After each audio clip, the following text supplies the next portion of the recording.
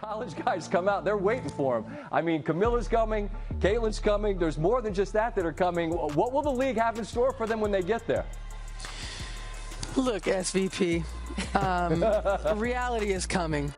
Reality is coming? More like Caitlin Clark is coming. Diana Taurasi showed early in the season that she wasn't the most confident in Caitlin's immediate impact. It only took a few statements before the Iowa guard was even drafted to prove it. But I don't think Diana expected what was going to happen next, because Caitlin Clark was indeed what the prophecy said.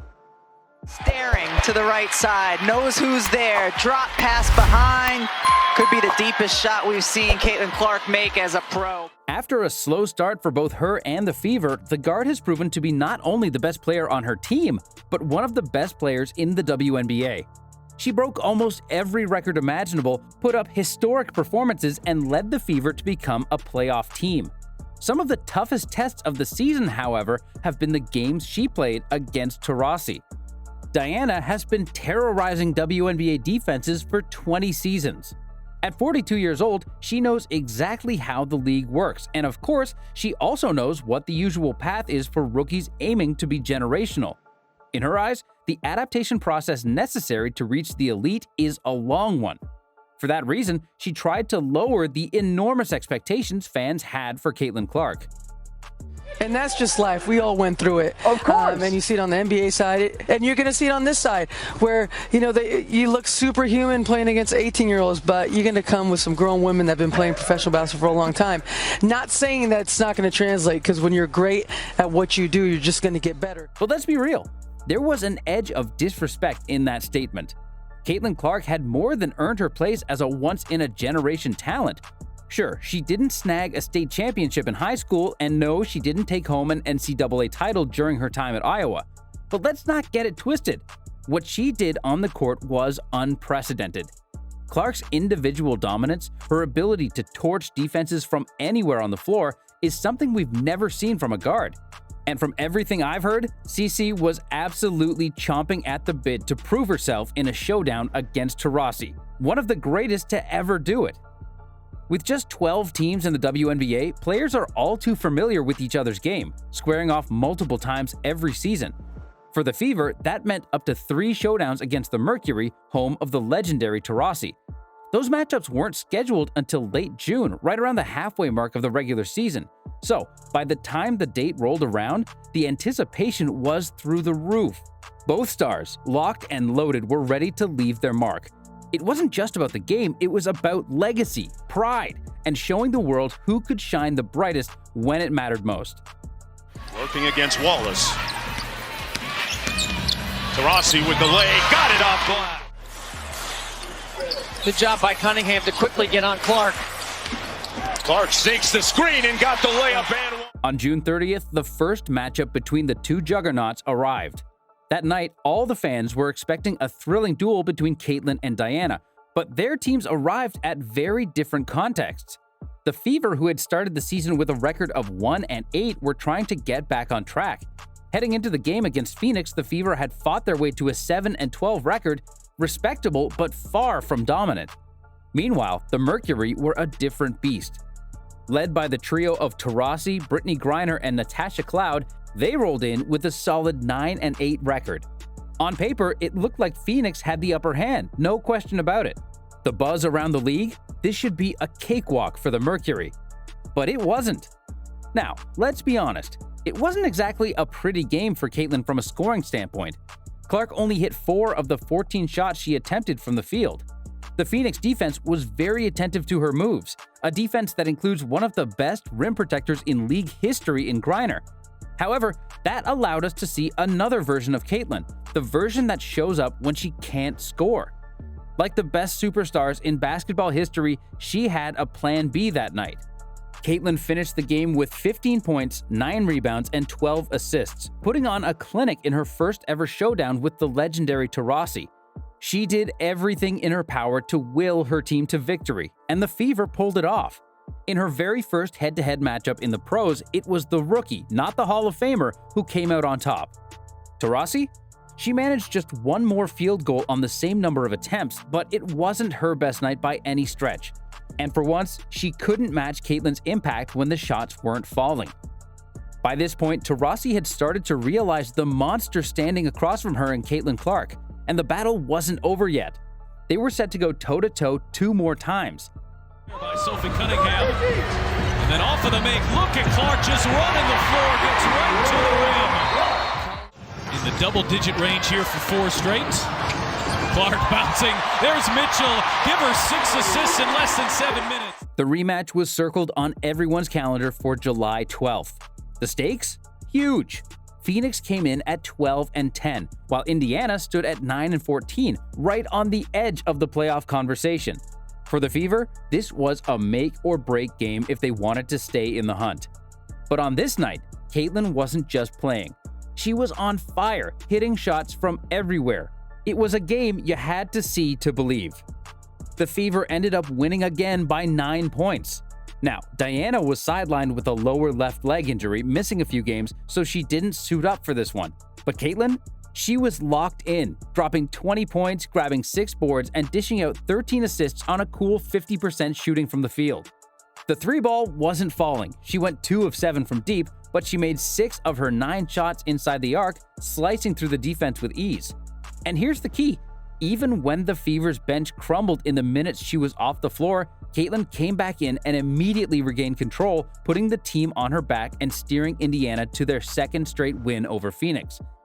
But hold on, the rivalry wasn't over yet. There was one more showdown still on the horizon. Had just 2 first-half turnovers. They've had 7 here in the 3rd quarter. Clark step back on a deep 2. Oh, gets the shooter's touch. Clark seeing 2, bounces. Oh, beautiful. It's Boston with the... August 16th marked Caitlin's first game back after being snubbed from the Olympic team, and you could feel the fire in her eyes. She was out for revenge. Taurasi, the veteran legend, had taken her spot on that gold medal winning roster, even though some argued her season performance didn't quite justify it. Sure, Taurasi is an all-time great. No one's denying that. But on this night, the young phenom Clark had a point to prove.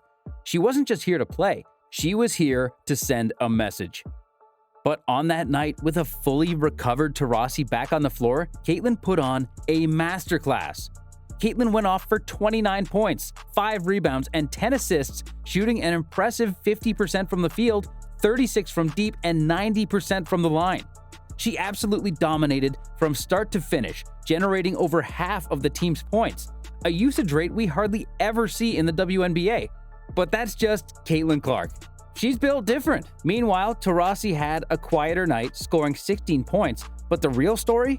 When she was on the court, Phoenix was outscored by 16, the worst plus-minus on the team. For the 3rd straight showdown, Clark made it clear she had already surged ahead. Experience? Who needs it when your talent is on another level? Taurasi, what a spin. Taurasi a finish. Man. A 20-year veteran, Diana Taurasi, dialing back, and it's Clark on the other end. This is where Caitlin Clark wants to play faster. Oh, she finds a cutting Boston. No catching up, and if you pinch off the strong side, she's kicking it for a 3. In their 3-game series against the Mercury, the Fever didn't just win, they swept Phoenix, and it wasn't just any team they took down. They went up against the squad led by the WNBA's GOAT, Diana Taurasi. But here's the real headline. In those 3 games, Caitlin dominated, averaging 21.3 points, 6.7 rebounds, and an insane 11.6 assists while shooting 44% from the field.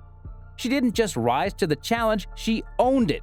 Those numbers, they're absolutely unthinkable for 99% of the league over any stretch of time. And Caitlin put up those mind-bending stats right in front of a legend who seemed almost stunned, unable to fully grasp the sheer magnitude of what she was witnessing. Clark's game had reached a level that few in the WNBA can even fathom. Now, if we take into account the averages of both players during the regular season, Caitlin averaged 19.2 points, 5.7 rebounds, and 8.4 assists per game. Those incredible figures not only earned Caitlin the coveted Rookie of the Year award, but they also landed her a spot in the All-Star game in her very first season. To top it off, she finished 4th in the MVP race and secured a spot on the first All-WNBA team. Meanwhile, the legendary Taurasi, at 42 years young, averaged 14.9 points, 3.8 rebounds, and 3.4 assists per night. Mind you, these averages are impressive for a player who was drafted in 2004. Now, let's compare Caitlin's rookie season with Taurasi's impressive debut. Back in her first year with the Mercury, where she spent her entire legendary career, Taurasi averaged 17 points, 4.4 rebounds, and 3.9 assists per game. Those numbers are slightly lower than Clark's current stats, but don't let that fool you.